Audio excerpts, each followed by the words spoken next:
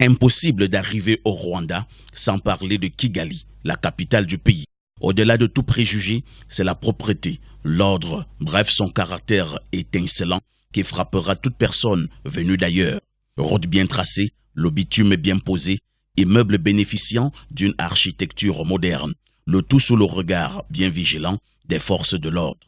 Au Rwanda, et de manière bien précise à Kigali, la langue la plus parlée est le Kinyarwanda, suivi de l'anglais et certains rescapés qui peuvent encore vous dire un mot en français. N'en tenez surtout pas rigueur sur la qualité.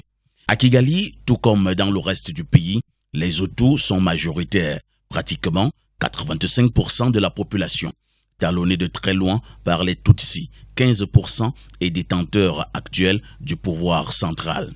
Parlant des Hutus et des Tutsis, pas besoin de faire dans la fine bouche pour dire que le triste souvenir du massacre de 1994 n'a pas totalement déménagé dans les mémoires de la conscience nationale.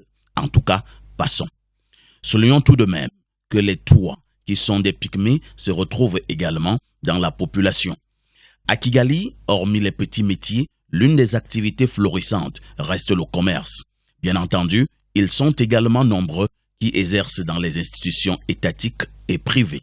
Ne venez surtout pas à Kigali sans vous intéresser à son aspect nocturne. Kigali by Night, un véritable régal, tout simplement magnifique. Le paroxysme de l'éclat restant sans doute ce nouveau joyau architectural, le Center Conference of Kigali. Quelle beauté, tout simplement resplendissant.